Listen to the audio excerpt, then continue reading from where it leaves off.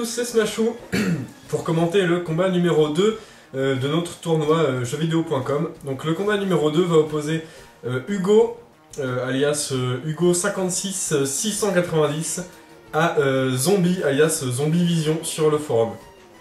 Donc les teams.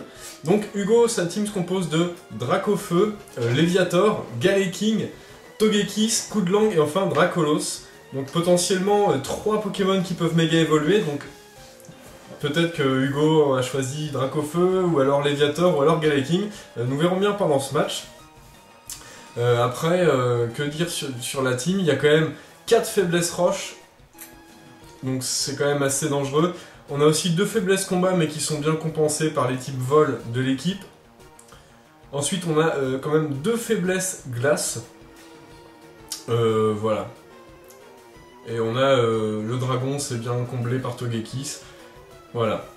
Ensuite, nous avons la team de Zombie, qui se compose de Lagron, de Tutankafer, de Signabraz, de Frison, de Ectoplasma et en dernier, pardon, Jirachi. Donc au niveau des faiblesses, c'est dur d'en trouver. La plante est compensée, le vol pareil, le psy. On a 2 faiblesses psy, Signabraz et Ectoplasma, bon, qui sont compensées par Jirachi. Voilà. Donc nous allons lancer le match sans plus attendre et on va bien voir ce que ces joueurs nous réservent.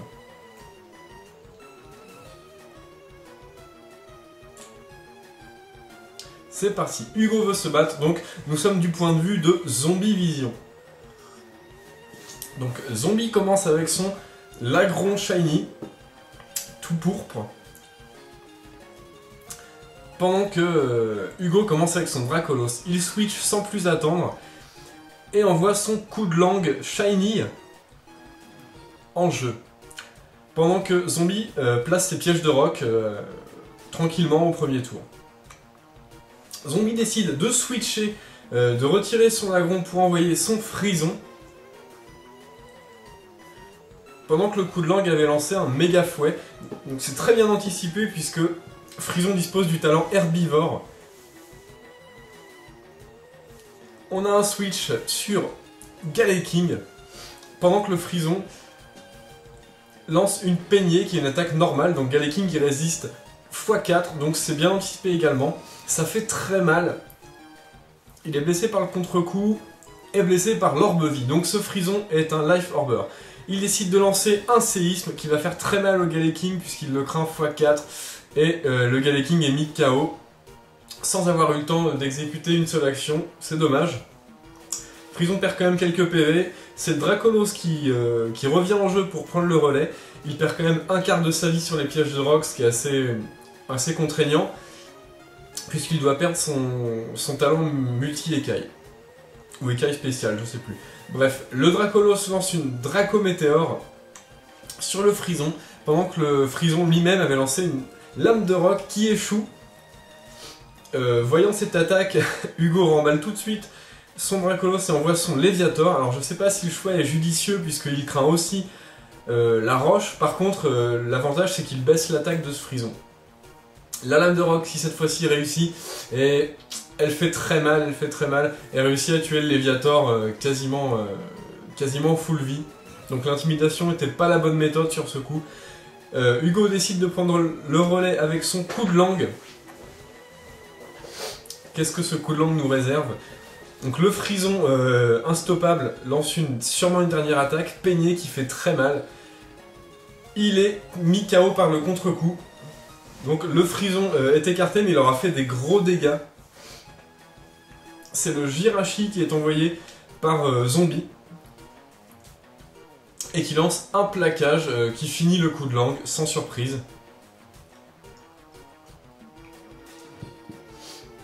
Jirachi perd quelques PV, il est aussi orbe-vie apparemment. 2 Life Orber dans la team. Le Dracofeu fait son entrée. Donc il n'est pas shiny comme l'indique son nom.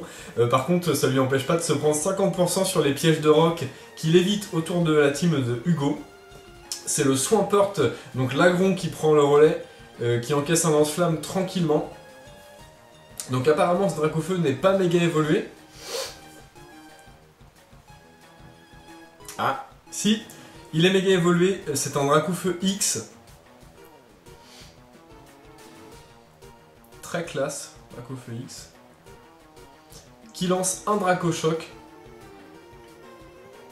Qui va infliger des bons dégâts, mais qui ne seront pas suffisants contre l'Agron. Qui enchaîne sur un point glace, qui ne fait pas des dégâts suffisants non plus. Donc les deux Pokémon ont du mal à se tuer. C'est un autre Dracochoc qui est lancé par le Dracofeu. Le Lagron est dans un état quand même critique, 46 PV. Il décide de lancer une cascade. Et qui arrive à tuer le Dracofeu méga évolué. Bien que les dégâts soient neutres avec son type dragon. Donc les restes régénèrent un peu ce Lagron. Il est dans un état tout de même assez faible. Le Togetic prend le relais, qui perd pas mal sur les pièges de roc. Là on sent que la faiblesse roche est quand même très handicapante. Et c'est un éclat magique qui tue ce Lagron. Donc pour l'instant il y a des KO un peu des deux côtés. Hein. Pas beaucoup de switch. Le Jirachi prend le relais avec un plaquage. On essaye de paralyser, ça paralyse dès le premier coup. Le petit coup de axe. Le Togekiss dispose d'une baisse citrus qui lui redonne, je crois, 30% de ses PV max. Pendant qu'il lance un pouvoir antique, ce n'est pas très efficace. Ah, pas de boost. Là, on est quand même tombé sur la battle de Pokémon qui utilise le axe. Donc, le Jirachi et Togekiss quand même. Donc, le Togekiss décide de passer à l'offensive avec une balle ombre. Pendant que le Jirachi continue ses plaquages. Et il arrive à mettre KO ce Togekiss, qui le laisse quand même à une vingtaine de PV en comptant les dégâts de l'orbe de vie. C'est le Dracolos qui revient en jeu, donc il passe à 50% de ses PV parce qu'il s'est pris 2 fois le piège de roc. Le Jirachi lance un psy coup de boule. Aïe aïe aïe. Ah, le Dracofeu survit à quelques PV et lance une fatale foudre qui termine le Jirachi puisqu'il était seulement à 3 PV. Bien bien bien, c'est très violent ce match. On a Ectoplasma qui arrive en jeu. Ectoplasma lance un tonnerre, donc pour finir tranquillement le Dracolos, il est quasiment sûr d'être plus rapide. Et Hugo perd là-dessus. Donc un match carrément expéditif. Ça s'est fait un peu dans la violence et le rentre dedans. Donc voilà, je pense que la faiblesse roche, Hugo, t'a beaucoup handicapé, notamment grâce aux pièges de roc qui ont été posés dès le premier tour. Ça t'a quand même bien désavantagé, je pense. Voilà, après, les teams ont l'air toutes deux assez bien construites. Peut-être un côté un peu plus défensif dans celle de Zombie, mais qu'on n'a pas eu l'occasion de voir, puisqu'on a quand même le Tutankafer qui est là. Bon, tu as Galeking aussi qui est très défensif, malheureusement il s'est fait complètement démonter par un séisme. Bon, donc merci de votre participation à vous deux. Hugo, malheureusement t'es disqualifié, mais c'est pas bien grave, hein, c'est pour le fun et il y aura d'autres tournois. Zombie, tu passes au round 2, bien joué à toi. Voilà, on va se laisser là-dessus, on se retrouve pour le match numéro 3. Salut à tous!